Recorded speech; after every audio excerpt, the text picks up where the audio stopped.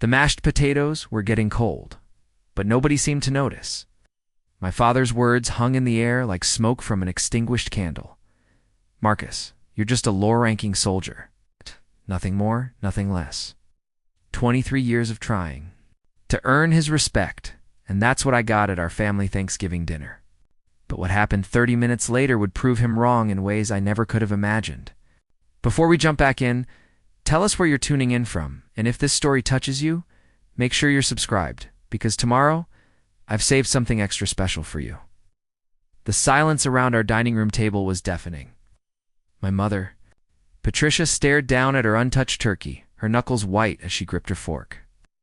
My younger sister Emma shifted uncomfortably in her chair, shooting me sympathetic glances while my father, retired Lieutenant Colonel Richard Donovan, carved another piece of turkey with military precision. "Dad, I just got promoted to sergeant," I said quietly, trying to salvage what was left of our holiday dinner. "It's actually a pretty big deal in my unit." Richard didn't look up from his plate. "Sergeant, after 4 years, I made captain in 3. He finally met my eyes, his gray stare as cold as the November wind rattling our windows. "Marcus, I've told you this before. You chose the enlisted route instead of going to officer candidate school like I suggested. Now you're stuck climbing a ladder that only goes so high." Emma cleared her throat. "Maybe we could talk about something else. It's Thanksgiving, after all." "No, Emma," Richard said, setting down his silverware with deliberate control. "Your brother needs to hear this. He's 26 years old, and he's wasting his potential. Do you know where I was at his age? Leading a platoon in Afghanistan? Making decisions that affected dozens of men." I felt my jaw clench. "I'm making a difference too, Dad. My squad, your squad." Richard let out a bitter laugh. "Marcus, you're managing, what, 8 people? 9, I commanded over 100 soldiers. There's a difference between being a supervisor and being a leader." The words hit like a physical blow. For years of deployments, for years of earning the respect of my soldiers, for years of sleepless nights, making sure everyone under my command came home safe. But to my father, none of it mattered, because I didn't have officers' bars on my collar. "I chose to enlist because I wanted to earn my place," I said, my voice steadier than I felt. "I didn't want anything handed to me because of my last name." Richard's expression darkened. "Handed to you? Everything I achieved, I earned. Through blood, sweat, and sacrifice. When you wear the uniform, you represent this family's legacy. And right now, that legacy looks pretty mediocre." Patricia finally spoke up, her voice barely above a whisper. "Richard, please. Not today." "When then, Patricia? When is it appropriate?" "To tell our son that he's settling for mediocrity?" Richard turned back to me. "Marcus, you have a college degree. You could have been an officer from day one. Instead, you chose to start at the bottom with kids who barely graduated high school." That last comment made my blood boil. "Those kids you're talking about? They're some of the bravest, most dedicated people I've ever known."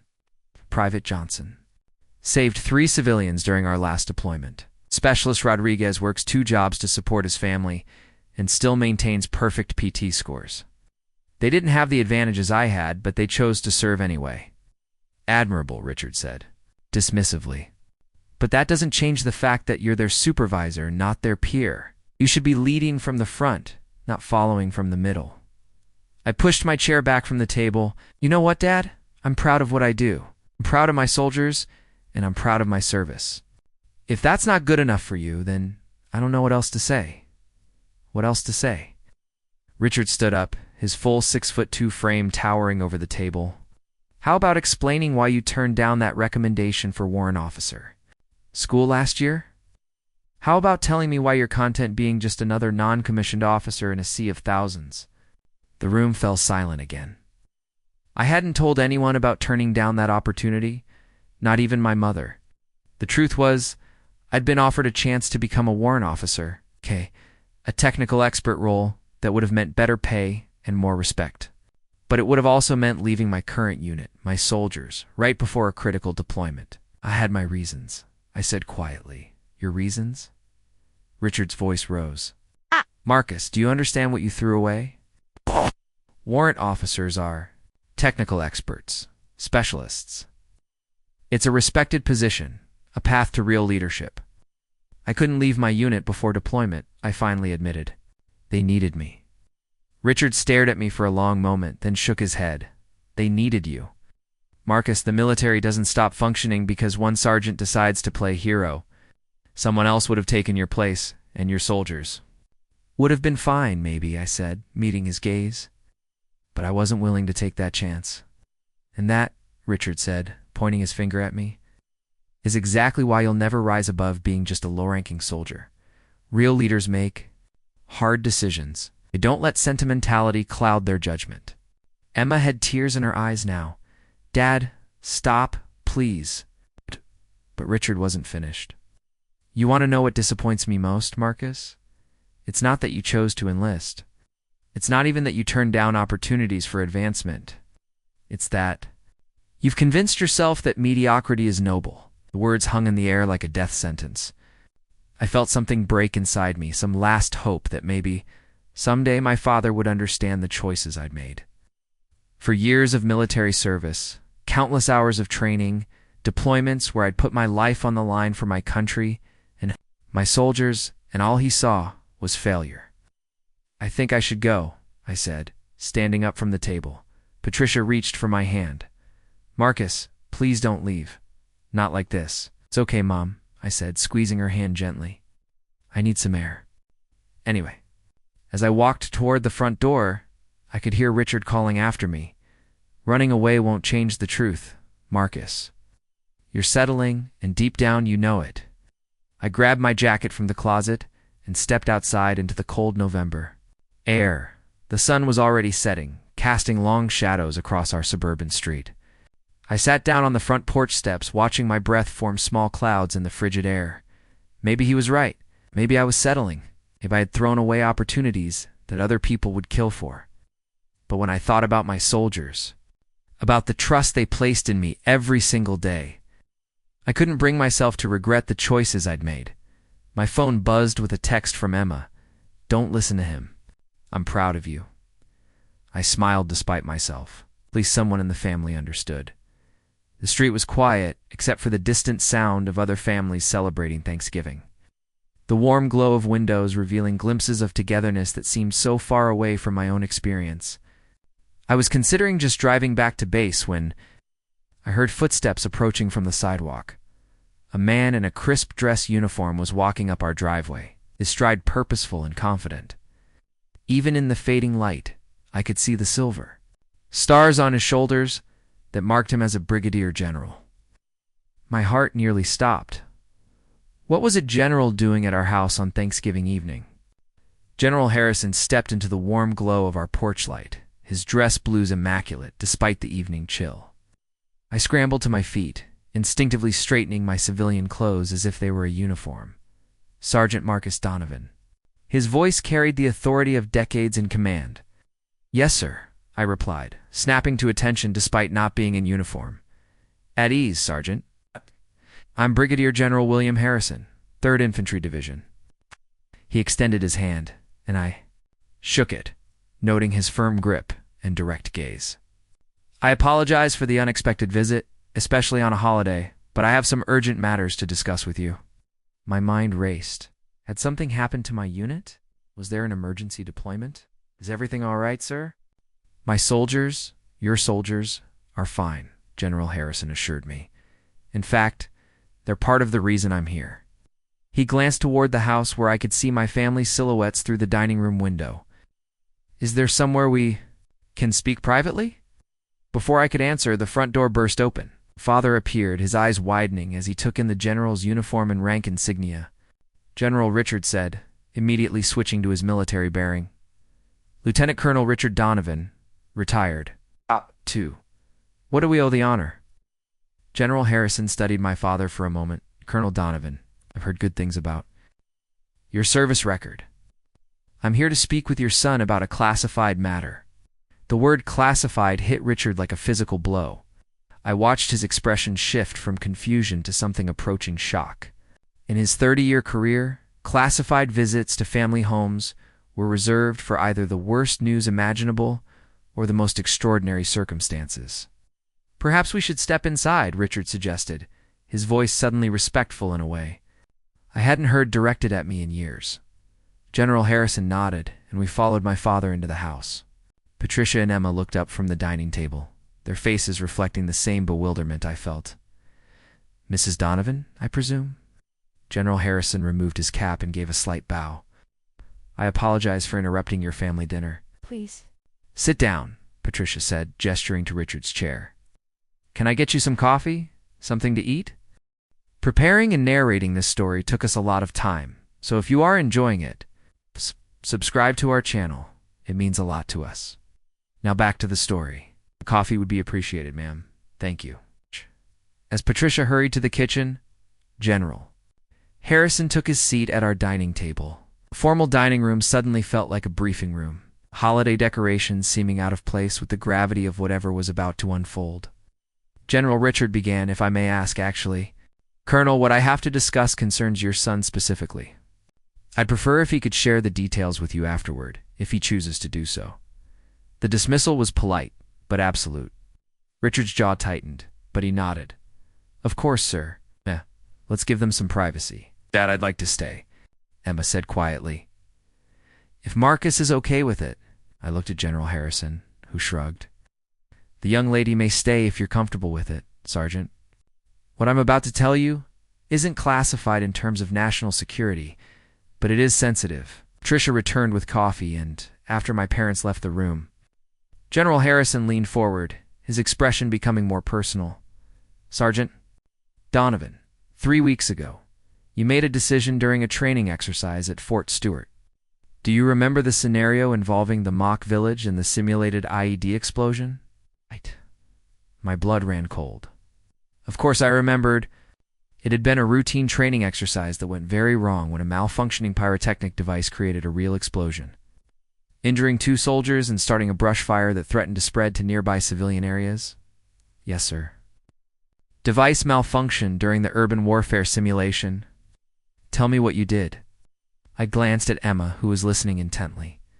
The explosion injured Private Chen and Specialist Williams. While the medics were treating them, I noticed the fire was spreading toward a residential area just outside the base perimeter. The wind was picking up, and the fire department was still en route. General Harrison nodded. Continue. I organized my squad and 2 others to create a firebreak. We used our entrenching tools and some equipment from a nearby construction site. It took about 40 minutes, but we managed to contain the fire before it reached the houses. And during this time, what were your orders? I shifted uncomfortably. To maintain position and wait for emergency services to handle the situation, but you didn't follow those orders. No, sir. I made a judgment call. There were families in those houses, including children. I couldn't just stand by and watch. General Harrison was quiet for a long moment, sipping his coffee. Sergeant, do you know who lives in the 3rd house from the base perimeter? The blue one with the white shutters? I shook my head. Congressional Medal of Honor recipient Master Sergeant Jake Thompson retired. He's lost both legs in Iraq, lives there with his wife and 3 young children. General Harrison set down his coffee cup. His youngest daughter has severe asthma. If that fire had reached their home, the smoke alone could have killed her. Emma gasped softly, covering her mouth with her hand. But that's not why I'm here. General Harrison continued. I'm here because of what happened after you contained the fire. Tell me about the conversation you had with Captain Bradley. My stomach dropped. Captain Bradley had been furious when he arrived on scene. He'd found me directing the cleanup efforts covered in soot and ash, and had immediately begun berating me for disobeying orders and overstepping my authority. Captain Bradley was displeased with my actions. He felt I had violated the chain of command and exceeded my authority as an NCO. He recommended you for disciplinary action, didn't he? Yes, sir. Article 15 proceedings for failure to follow orders. General Harrison leaned back in his chair. What Captain Bradley didn't know was that Master Sergeant Thompson had been watching the entire incident from his back porch. He called me personally that night, sir. Thompson told me he'd watched a young sergeant organize 30 soldiers from 3 different units. coordinate with civilian construction workers, and successfully prevent what could have been a catastrophic fire. He said it was the most impressive display of leadership under pressure he'd seen since his own combat days. I stared at the general, not sure where this was going. So I made some calls. General Harrison continued. I spoke with your platoon leader, your company commander, and several of the soldiers who were there that day. Do you know what they told? Me, no, sir. They told me that you've been doing things like this for 4 years. Making difficult decisions, putting your soldiers and your mission first, earning respect through action rather than rank. Lieutenant Thompson was particularly eloquent. He said you once spent your own money to buy winter gear for a soldier whose equipment allowance had been delayed. Emma smiled proudly, but I felt my face burning with embarrassment. Specialist Garcia mentioned that you stayed up all night helping him study for his promotion board, even though you were scheduled for duty the next morning. Sergeant First Class Patterson said you turned down leave to help train new recruits because you didn't want them going into their first deployment unprepared. General Harrison opened the folder and pulled out several documents. But the most interesting conversation I had was with Colonel Martinez, your battalion commander. He told me about a recommendation he submitted 6 months ago, a recommendation that apparently never made it past your brigade commander's desk. What kind of recommendation, sir? A recommendation for direct commission to second lieutenant based on your leadership potential and demonstrated ability to command respect across rank structures? General Harrison's eyes met mine. Seems Captain Bradley convinced the brigade commander that enlisted personnel should stay in their lane. The room was dead silent except for the ticking of our grandfather clock. Emma was staring at me with wide eyes, and I felt like the ground was shifting beneath my feet. Sir, I'm not sure I understand why you're telling me this. General Harrison smiled for the first time since he'd arrived. Because, Sergeant Donovan, Captain Bradley made a very serious mistake when he tried to destroy your career over that training incident. You see, Master Sergeant Thompson doesn't just call random generals to chat about impressive young soldiers. He paused, letting the weight of his words settle. Jake Thompson is my brother-in-law. The revelation hit me like a thunderbolt. Master Sergeant Thompson, the Medal of Honor recipient whose family I had helped protect, was General Harrison's brother-in-law.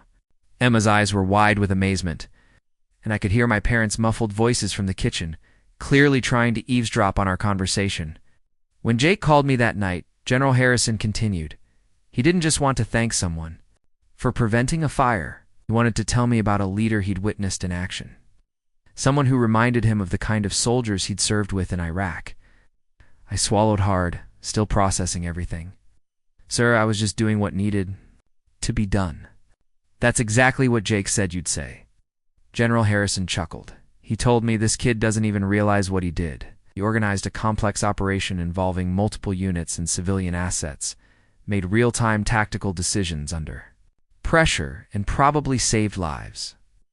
And when it was over, he was more concerned about whether his soldiers were okay than whether he'd get in trouble.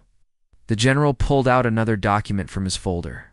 So I started digging deeper into your record, Sergeant. What I found was fascinating. Your fitness reports are stellar, but more importantly, your soldiers' retention rates are the highest in your battalion.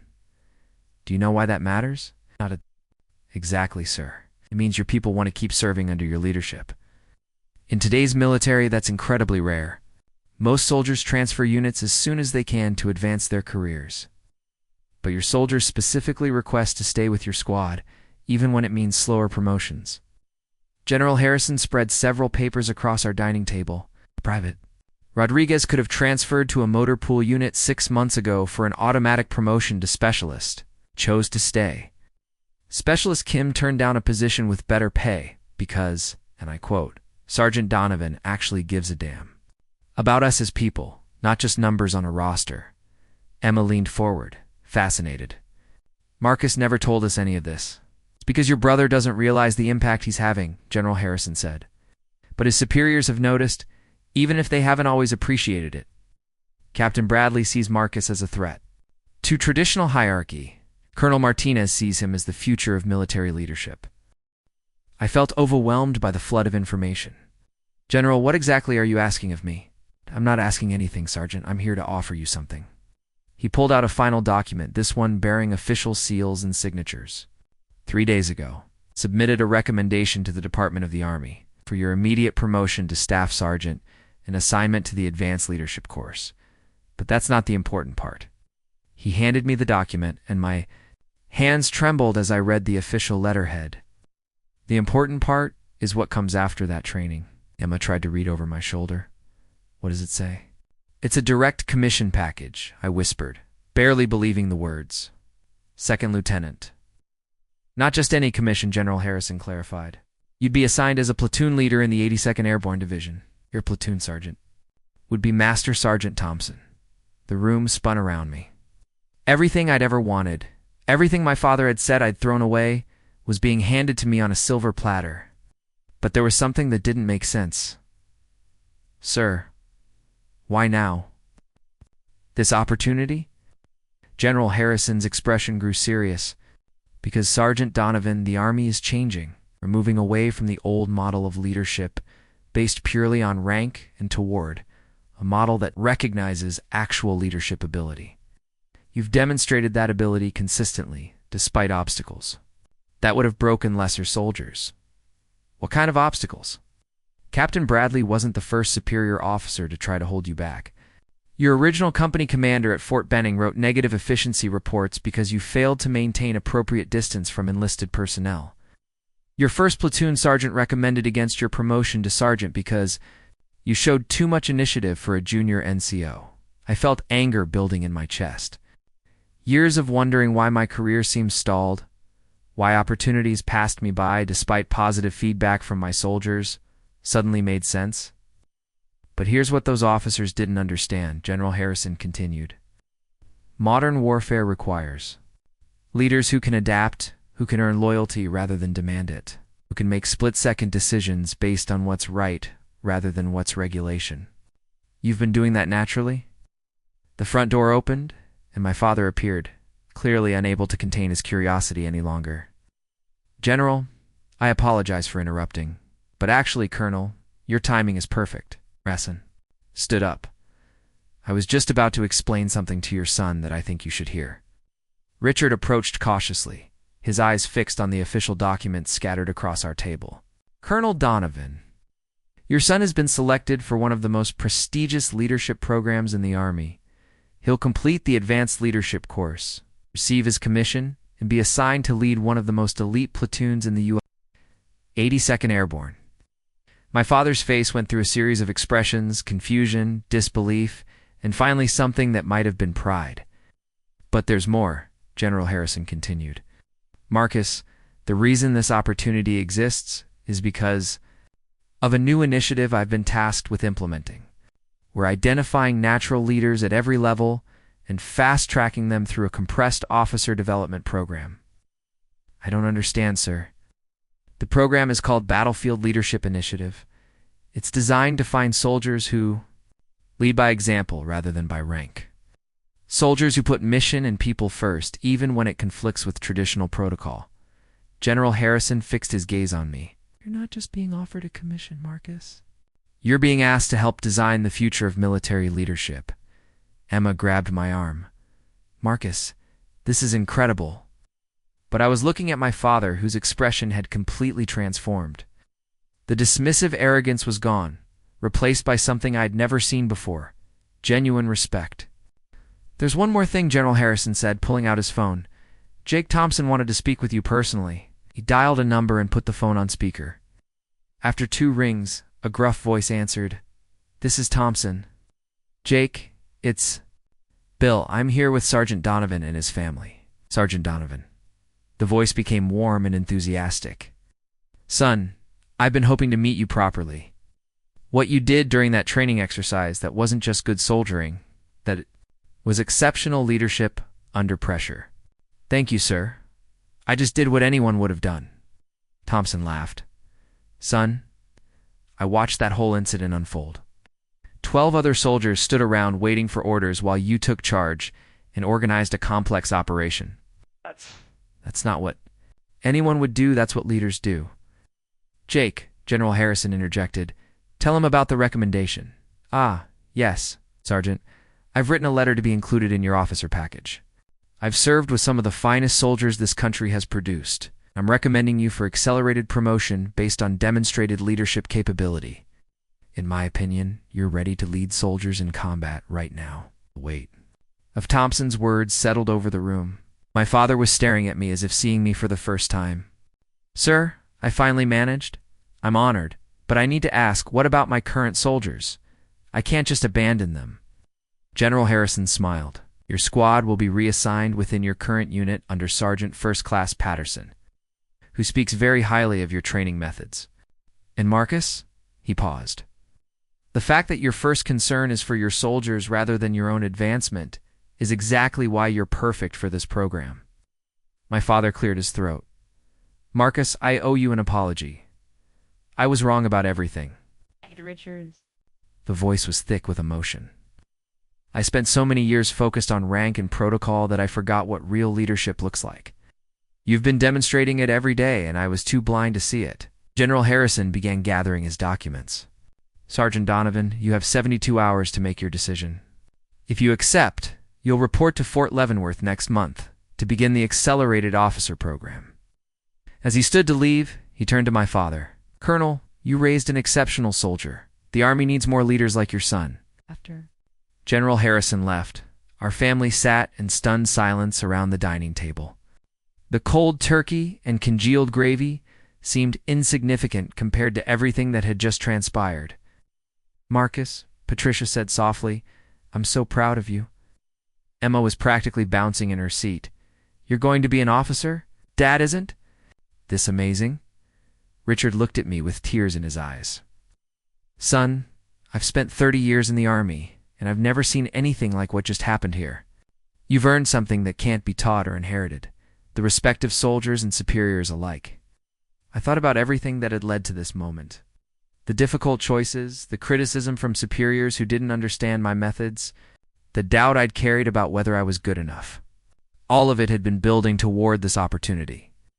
Dad, I said quietly, I want you to know, everything I learned about leadership, I learned from watching you. Not the rules and regulations part, but the part about taking care of your people and doing what's right even when it's hard. Richard reached across the table and shook my hand.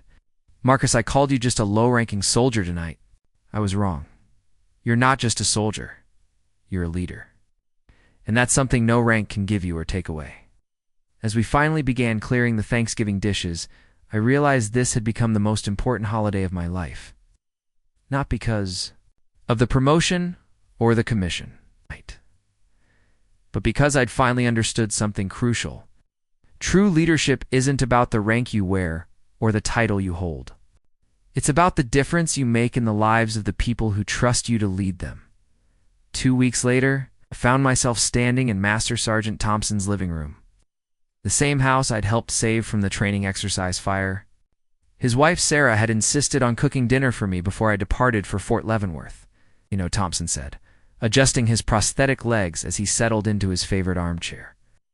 When I first saw you organizing those soldiers during the fire, I thought about my old platoon leader in Fallujah, Lieutenant Morrison. He had that same quality you have. What quality is that, Master Sergeant? The ability to see what needs to be done and make it happen, regardless of whether it's officially your job. Thompson smiled. Morrison saved my life twice in Iraq. Once by pulling me out of a burning Humvee, and once by refusing a direct order to abandon our position when my squad was pinned down. Sarah brought us coffee and sat down beside her husband. Jake's been talking about you nonstop since the fire incident. He sees something special in you. What Morrison understood, Thompson continued, and what you understand, is that leadership isn't about following a manual. It's about reading situations, understanding people, and making decisions that others are afraid to make. I thought about my conversation with my father over the past 2 weeks. Since General Harrison's visit, Richard had been different, asking questions about my soldiers, my deployments, my experiences. For the first time, he was treating me like a fellow professional rather than a disappointing son. Master Sergeant, can I ask you something personal? Shoot. How do you deal with the weight of other people's lives depending on your decisions? Thompson was quiet for a moment, his weathered hands wrapped around his coffee mug. Remember that every decision you make affects real people with real families. My daughter Emma, not your sister Emma, my Emma, she's 8 years old. When that fire was spreading toward our house, you weren't just saving property, you were potentially saving her life. Sarah reached over and squeezed her husband's hand. Tell him about the letter. What letter? Thompson grinned and pulled out a folded piece of paper from his shirt pocket. This came yesterday. It's from Private Chen, the soldier who was injured in the training exercise. He handed me the letter, and I unfolded it carefully. The handwriting was neat, deliberate. Dear Master Sergeant Thompson, I read aloud. I heard through the grapevine that you were instrumental in getting Sergeant Donovan recognized for his leadership during the training incident. I wanted you to know that what happened that day was typical for Sergeant Donovan, not exceptional. I paused, my throat tightening. Keep reading, Thompson encouraged. He's the kind of leader who remembers your kids' names, who checks on you when you're having family problems, who will drive 40 miles to pick you up when your car breaks down, even on his day off. Oh, the fire incident just happened to be Visible to outsiders, for those of us who serve under him, that's just Tuesday. I looked up to find both Thompson and Sarah watching me intently. There's more, Thompson said. Chen organized a letter-writing campaign. 23 soldiers from your unit and adjacent units all wrote recommendations for your officer package. I've never seen anything like it. The magnitude of what my soldiers had done hit me like a physical blow. They'd taken time out of their personal lives to advocate for my career advancement without me even knowing about it. The beautiful thing, Sarah added, is that most of them will benefit from your promotion. When you become their platoon leader, they'll have someone who actually understands what it's like to be in their position. That's the difference between officers who came up through the ranks and those who didn't. The experience of being a junior enlisted soldier. You know what it feels like to be overlooked, underestimated, and undervalued. Plus, he continued with a mischievous grin, you'll get to work with me as your platoon sergeant. I've been looking forward to serving under an officer who doesn't think he knows everything. The next morning, I drove to Fort Stewart to say goodbye to my squad before leaving for officer training. The motor pool was buzzing with activity as soldiers prepared for the day's training exercises. Attention, Specialist Rodriguez called. Out as I approached, the entire squad snapped to attention. At ease, everyone, I said, fighting back emotion. I just wanted to thank you all personally before I leave. Private Johnson stepped forward. Sergeant, we heard about the officer program. We're really proud of you, but we're going to miss having you as our squad leader. You guys are going to do great under Sergeant Patterson. He's a solid NCO. Yeah. But he's not you, Specialist Kim said quietly. You taught us that being a good soldier isn't just about following orders. It's about taking care of each other. Rodriguez handed me a small wrapped package. This is from all of us. I unwrapped it to find a custom-made challenge coin. On one side was our unit insignia. On the other was an engraving. Leadership by example, Sergeant Marcus Donovan from the soldiers who were proud to follow. We had it made at a shop in town, Johnson explained.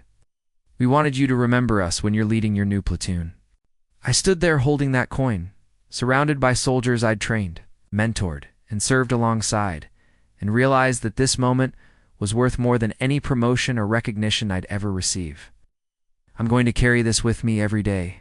I promised them. I want you all to remember something. Being a good soldier isn't about rank or position. It's about integrity, dedication, and looking out for your battle buddies. We've all got those qualities. As I drove away from Fort Stewart for the last time as an enlisted soldier, I thought about the journey that had brought me to this point. From my father's disappointment to General Harrison's recognition. From Captain Bradley's attempts to derail my career to Master Sergeant. Thompson's advocacy, every experience had shaped me into the leader I was becoming. My phone rang as I pulled. Onto the highway? It was my father. Marcus, I just wanted to call before you got to Fort Leavenworth. What's up, Dad? I've been thinking about what you said at Thanksgiving, about learning leadership from watching me. I realized something important. What's that? You didn't just learn from my successes. You learned from my mistakes, too. The way you lead with compassion and understanding, that's not something I ever modeled for you. You developed that on your own. I could hear the emotion in his voice. You became a better leader than I ever was, Marcus, and I couldn't be prouder of the man you've become. For the first time in my military career, I knew exactly who I was meant to be. Not just an officer, but a leader who understood that true strength comes from lifting others up, not holding them down. Up next, you've got two more standout stories right on your screen. If this one hits the mark, you won't want to pass these up. Just click and check them out. Don't forget to subscribe and turn on the notification bell so you don't miss any upload from us.